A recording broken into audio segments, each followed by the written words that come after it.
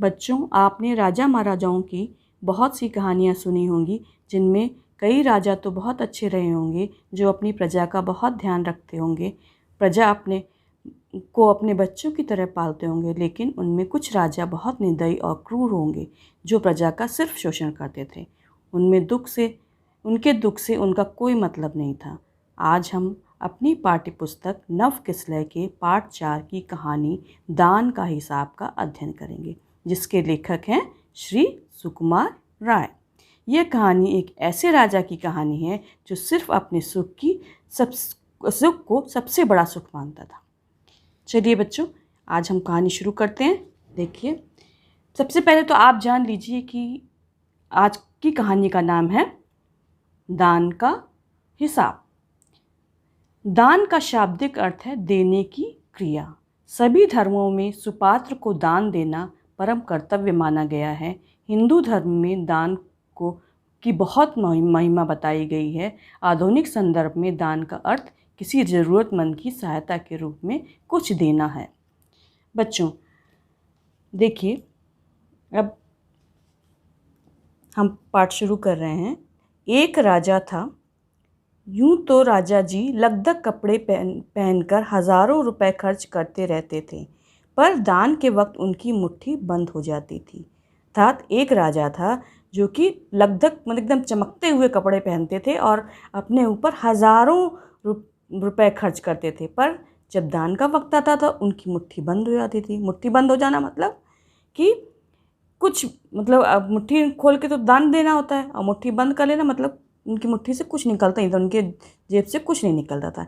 एक अठन्नी तक ना निकलती थी उनकी जेब से। एक अठन्नी मतलब होता है 50 पैसे, वो तक नहीं निकलता था। राजा जी की सभा में एक से एक प्रसिद्ध लोग आते रहते थे, लेकिन गरीब, दुखी, विद्वान, सज्जन इनमें से कोई भी नहीं आता था, क्योंकि वहाँ इनका बिल्कुल सत्कार नहीं होता था। राजा की सभा में एक से एक प्रसिद्ध माने नामी लोग आते रहते थे, लेकिन गरीब जो थे, जो दुखी थे, जो विद्वान थे, सज्जन थे, उनमें से कोई नहीं आता था। क्यों? क्योंकि राजा उनका सत्कार नहीं करता था। एक बार उस देश में अकाल पड़ गया। अकाल मतलब सूखा। जब फसलें नहीं उगती हैं, अकाल मतलब वो जब बारिश नहीं होती है, बारिश के कारण फसलें नहीं उगती हैं, फसल नहीं होगी तो हमको खाने को कुछ नहीं मिलेगा। इस तरह से उसको हम कहते हैं सूखा पड़ना। पश्चिमी सीमा के लोग भूखे प्यासे मरने लगे। राजा के पास खबर आई। वे बोले, यह तो भगवान की मार है, इसमें मेरा क्या कसूर। उन्होंने कहा कि राजा बोले कि जब लोग भूखे प्यासे मरने लगे तो राजा के पास खबर आई, राजा के पास वो लोग आए, तो राजा क्या बोले, यह तो भगवान की मार है, इसमें मेरा क्या कसूर है, मतलब मेरा क्या गलती है। लोगों ने कहा, महाराज, राज भंडार से हमारी सहायता करने की कृपा करें, जिससे हम लोग दूसरे देशों से अनाज खरीदकर अपनी जान बचा सकें। लोगों ने कहा, महाराज, जो ये राजा का भंडार है, आप राज भंडार कहते हैं, राजा का भंडार से आप हमारी सहायता कर दें, जिससे कि हम उस पैसे से दूसरे देशों से अनाज मंगा सके, क्योंकि हमारे देश में तो अनाज हुआ नहीं है। राजा ने कहा, आज तुम लोग अकाल से परेशान हो, कल पता चलेगा कहीं बाढ़ आई है, परसों सुनूंगा कहीं के लोग बड़े गरीब हैं, 2 वक्त की रोटी नहीं जुटती। मतलब कि आज तो तुम कह रहे हो कि हम अकाल से परेशान हैं, कल को तुम कहोगे बाढ़ आ गई है, और बाद में कहोगे कि कुछ कहीं लोग गरीब हैं, 2 वक्त की रोटी नहीं जुटती। इस तरह सभी की सहायता करते करते जब राज भंडार खत्म हो जाएगा, तब खुद मैं ही दिवालिया हो जाऊंगा। तो जब राज भंडार खत्म हो जाएगा तो क्या होगा, मैं ही दिवालिया मतलब होता है जिसका पूरा घर, मतलब जिसका पूरा धन समाप्त हो जाए, उनकी संपत्ति समाप्त हो जाए। सुनकर सभी निराश होकर लौट गए। इधर अकाल का प्रकोप प्रकोप माने बुरा असर बढ़ता ही चला जा रहा था।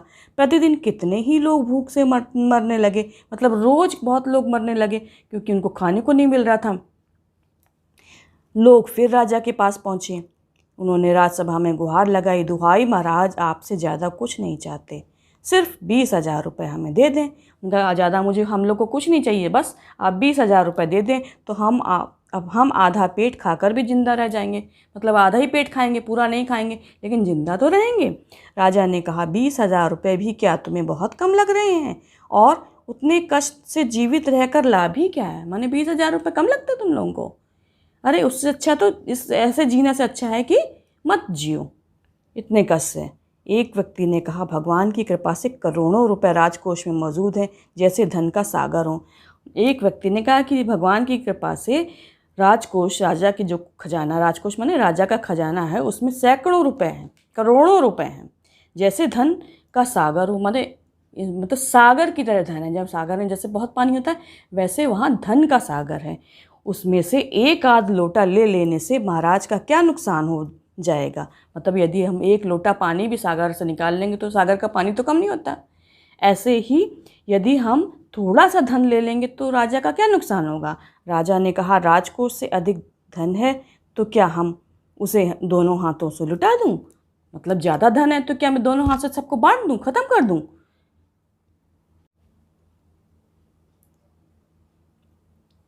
एक अन्य व्यक्ति ने कहा, महल में प्रतिदिन लाखों रुपए इन सुगंधित वस्त्रों, मनोरंजन और महल की सजावट पर खर्च होते हैं।